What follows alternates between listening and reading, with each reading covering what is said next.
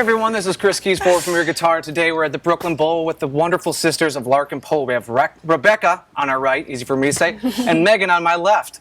Ladies, how you doing? We're great. Thanks for having us. Of course, of course. And these two ladies put the blood and blood harmony of your guys' new record, because you guys obviously have harmony vocals, sisters, and they rock and they roll. Aww. So ladies, let's rock right into this and talk about your instruments. Who wants to go first? Come on, Sissy. I would love to talk about this. This is a very special instrument because it's my signature model. Yes. And it's called the Electro-Liege. And it's basically this new shape that I've designed. Yes. So that it makes it easier to stand and play lap steel. Now before, I'm sure we'll see it in a little bit, but this is kind of an evolution and a partnership with Beard, but it started with your old Rick, right? And That's right. What you've used or created to kind of make it similar to what you eventually designed here. Because I love my Rickenbacker, I love the sound of it. Yeah. And I had a holder built so that I could stand and play more easily. But it's very, very heavy altogether. So when I partnered with Beard, the idea was to create something that was much lighter and much easier to stand and play with. Off the top of your head, I'm not sure you're down to ounces and pounds, but what do you think the weight difference is percentage-wise? 50? It's half the weight. Really? Yeah. So this one's 6 pounds. Wow, that's like going from like a big 10-pound Les Paul to like a really ash or a pine Tele. Exactly. Oof. What else should we know about it? Like pickup, anything else that you had Beard do for you? So this is a custom Lawler pickup, exclusive to this instrument, and it's a horseshoe pickup, magnetic. And the shape of it, like we said, kind of like the Rickenbacker. It's definitely paying homage to it. Yeah. Now, what did you tell Jason and the fine folks at Lawler? I'm sure Paul, I think Paul Beard, right? Mm-hmm. Yeah. Paul what Beard. did you guys all have to say about the pickup that you were trying to probably maybe recreate with the old Rick sound? What were you trying to get there? I really love the Rick sound, and I really wanted to just bring that sound to this instrument. So really it was just trying to mirror it as closely as we could. All right. And what should we know about strings that you use and tunings? I tune mine to open G. Okay. And I'm using Ernie Ball strings. Is that a carryover from when you started on Dobro? Yes. Okay, so you always live in open G. I do. And do you live in open G or are you standard? I'm standard. Okay, so you guys kind of, again, have a harmony, kind of like a symbiotic thing where it goes in and out, working together. Now let's talk about your instrument. Yes. This is my #1. It's a 60s style Strat Custom Shop. Got a humbucker in the bridge, Seymour Duncan. And I feel like I bounced around a bunch over the years. Like I've played Jazz Masters, I've played... The green one? I played like an SG. But I think for me, I've become really comfortable. We both love to run around on stage, which again speaks to the point of you trying to find a way to like be a little bit more light on your feet. And this for me as like I'm 6'7", so even to have I'm 5'7". I'm 6'7" actually. Surprise! It's trick photography. He's really really small. I can run around a lot more easily, which is nice. Now, is this an evolution of you kind of getting used to playing electric instruments because you guys grew up playing bluegrass style instruments and getting plugged in? But like you said, you kind of started on the Jazz Master, kind of with Elvis Costello in mind. Yeah. But how did you get to the Strat? Is that just through like sonic things, or was it maybe your husband? Maybe a little bit. Also, thank you so much for knowing like our history. That's really you guys are awesome. Why shouldn't we know your history? Yeah, I actually had this Strat built as a clone of one of Tyler Bryant's Strats that I stole and took out on the road. Ooh. Fender sent him this really awesome 60s style Strat with the humbucker in the bridge. And when I was at home playing it, I was just like, I kind of want to take this on the road. But then I like had that weird at war moment where it's like the competition that exists. And because Tyler's, he's an okay player. But you know, I really want us to both be in our own lanes. Yeah. So I had this guy literally built as a clone of that guitar, so it could be my own, but still like what I felt cozy on. I think you both have a unique instrument or instance where you have partners that are players. You're married to Mike, and he plays, with everybody, and he's always showing up at Carter. How much of that works within your relationships, respectively, where gear gets traded, stolen, we'll say? How much does that, or influenced, like in terms of pedals or anything like that? Do you guys over the dinner table talk gear, or is that kind of like faux pas? Like, how's it work for you guys? How's it work for you, Meg? I feel like my gear gets stolen by him. Oh. Yeah. Mike, you're on notice. There's a couple of Fender amps that have suspiciously gone missing. Okay. Oh, very sneaky. I feel that I probably have a propensity to take more of his stuff. Okay. And even, on the Blood Harmony record, Tyler co-produced that record with us. Yep. So he kind of brought some newer pedals into the fold. Like we both use Rodenberg, his signature. Okay. It's Rodenberg amplification, they're a German company. It's a TB drive. And so we both have really enjoyed using those. It's sort of like two tube screamers back to back. Yeah. So that's one of Something that Tyler's we've taken from signature. him, yeah. Yeah, definitely taken from him. And this pedal, the Royal Jelly by Beatronics, he had that from the folks at Beatronics when we were tracking. And Bad Spell is a song on the record that uses this incredible, it's very versatile overdrive and fuzz. Can we hear it real quick? Yeah, Just for the definitely. folks at home? It's so fun. It's so fun. It is sort of like the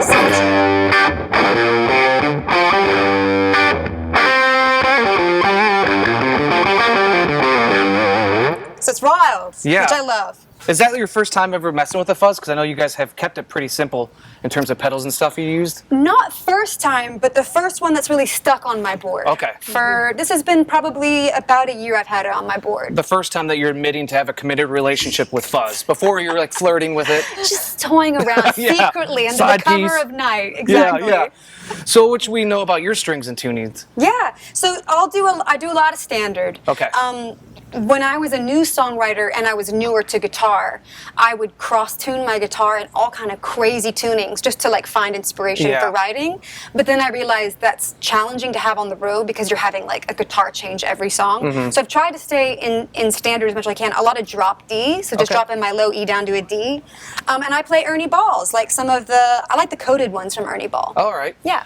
Well, I know that you guys both have a couple instruments, but we're against time, so maybe just get one more special instrument, and then we'll Let's go do from there. it. Let's do it. Okay. All right, Megan, you guys got two different guitars we're going to talk about. We got to start with this boat anchor, this historic boat anchor. Tell me about this thing. That's right. So this is my Rickenbacker original.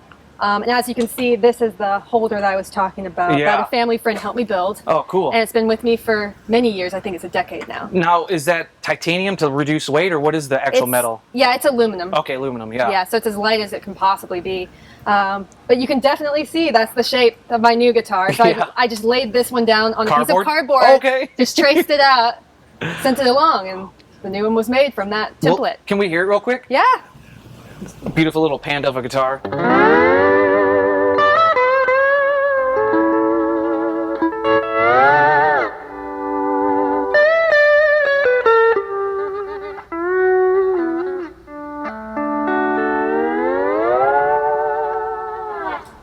Man, it sounds great. Yeah, I love it.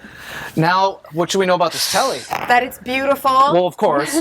First and foremost, it's a 50 style and it's the Blackguard Tele, which I've made friends with some of the folks over at Fender, and Mike, one of the artist reps over there, was talking to me. I was saying, hey, I really want to get a Tele, and I had built up this ridiculous quote about like basically taking a new style Tele and trying to make it old. And he's like, listen, I see what you're doing. I highly recommend you just try the Blackguard Tele. Yeah. It's like my favorite thing. You're gonna love it. So we went for it, and I've enjoyed having it so much. It's a beautiful guitar. Have you done anything to it? No, it's just straight. Just as you got it. Just as I got it.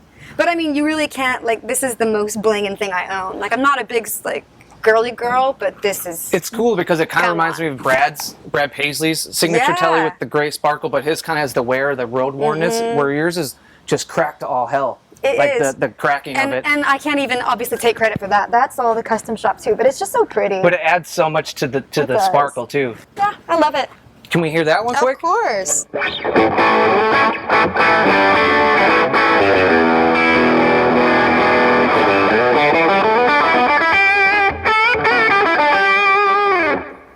It's like, you can't beat it. It's spanky as hell. Yeah.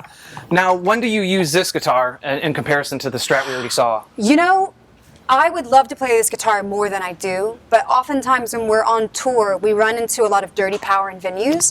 And so even more so than any of my other guitars, this one will just be like honking loud. Yeah. But I'm probably going to try to make some changes. I want to get like maybe a hum, like a, what are they called? Oh, a noise gate or something. A noise gate, something Yeah, like yeah. that. Just to where I can use it with a bit more like regularity, because it's such a cool guitar. And the neck profile is definitely bigger than my Strat, so I think I play a little bit differently I'm sure. when I'm playing this guitar, but it's It's cool. Now, I know that we're trying to expedite this rundown for sound check and so we don't get removed from Brooklyn Bowl. But what else are you playing live that we can throw up a photo on? I still travel with that original Strat that I cloned my tortoiseshell Strat off of. It's technically called the Stolen Special. So whenever Tyler Bryant's OG Pinky guitar got stolen, Fender was so kind, they sent him this guitar. So it's underlay pink and then it's painted white as if it was like a found guitar. Yeah. So it's a pretty storied guitar. I love it so much. And then I also am playing a Red Sparkle Jet by Gretsch. You love the sparkle. I do love the sparkle. It's catching. It's contagious. Yes. Now, I know that you guys are both amp dorks, but you have kind of standard, looks like run-of-the-mill deluxe reverbs, right? Yeah, we figure tried and true. At home, one of our favorite, I think it's probably our oldest piece of gear that we collectively own. It's more yours than mine, the Vibrolux. Yeah. It's like a 71 or 72 Vibrolux or something like that.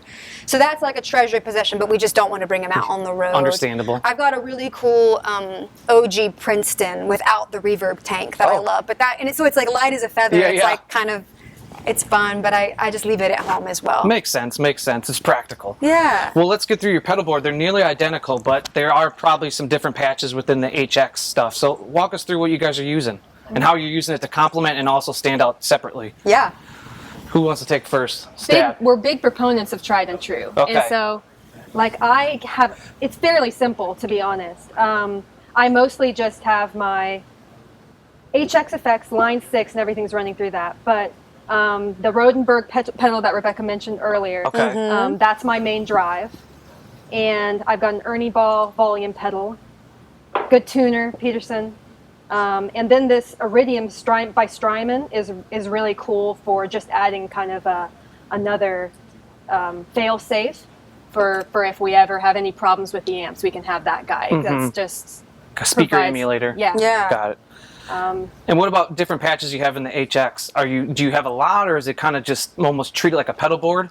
Yeah, it's kind of treated like a pedal board, except for I have some slap delay, a long delay, and then a freeze that I'll sometimes use if I'm doing something on solo, and then I can have kind of a note just going underneath. Yeah. And is it a fuzz pie, it says? That one's still a work in progress. Okay. I want to have something in that spot, and I have not figured out exactly what. And the last thing I got to ask is what's the reference, or what sound should we hear when you kick on the Queen? The Queen is this. TV drive pedal. Slide Queen. It's a custom engraved slide Queen pedal. Perfect. So funny. That's awesome. I know. Now, what about you? How are you using what you got here? Yeah, so since Megan put the TB Drive Slide Queen Edition on her board, I haven't used my Habibi version of it too much. It's like it's Tyler's nickname for me. Okay. It was like a Christmas present. It was very sweet, very Great thoughtful. stocking stuffer. You know it. But I don't use this as much to have, again, some differentiation. Okay. So I do wind up using the Sugar Drive, the MXR, quite a lot. And similarly, I treat, you can have different ways of using the HX effects. Yeah, very versatile. But we just keep it within the edit window, because we were noticing, and some folks who use the HX effects, you may have experienced this as well, when you're just switching out in the main folder, like from patch to patch, you can hear a little bit of a static buildup where it's like a click. And so we just have found that if you keep it within this window and just have a series of effects, different trims, different options. Sometimes I use a drop tuning, which is really cool. Like, I find this unbelievable, the math that's happening. You cannot tell. Like, that speaks back to my days of when I used to cross-tune my guitar way, way low. And so we can just emulate it with this pitch shifter that is processing so fast, it's unbelievable. But I have basically my 2 effects pedals wired in, so I can turn them on or off using the actual HX effects. Yep. I have a slap, I have a fast and a slow trim, I have the Royal Jelly, and I think that we probably use different patches on the Iridium from each other. I actually don't know where you live, but I know that those are different. And then secondarily, our front of house engineer he's like a mad scientist, and so he, in conjunction with the folks at XTS here in town, great guys, they built a very awesome. They're so great. But they built a custom component down here, which allows us to have outs for our wireless and a hard line in if our wireless fails, running out a DI line for the Iridium, And then solver. also our vocal mics feed in as well. So we're Okay. sort of like plug and play. So it's just some dark arts in there that we don't fully understand, but we thoroughly appreciate. It's funny, you go over to Barry and the guys at XTS and you like give them a problem, and you're like, I just cannot figure this out. And like, boom, solution found. Yeah. Real quick. So Yeah. creative. So we're very lucky. We love these boards, and they've been out on the road now for a year and a half, and we've never had any issues. So shout out Barry. And Tried and XTS. true. Tried and true. Before we let you ladies go and get into sound checking to your evening, I want to let you guys play us out. So think about what you want to Okay. do. But I do want to acknowledge right here on your board, it says rule number 1, party. Yes, that was a great surprise as well from our front of house, Brendan. I didn't know that it was going to be there, and one night on stage, he was like, "Look down at your board," like at front of house. And it's true. It's a line quoted from Lizzo, and the number 1 rule should be party. Well, hell always. yeah. You guys bring the party, and I'll bring the roll. Yeah, dude. Well, thank you guys so much. You guys saved us all during the pandemic with your covers. Appreciate you. You guys check out Blood Harmony. Bad Spell on Jimmy Kimmel. I saw that. We ran into Tyler on the plane the other day. We were all traveling out to California for what we do. Thank you guys so much. Guys, check out the rig rundowns we got. Check out Larkin Poe. You guys take it away. Thank you. Thank you.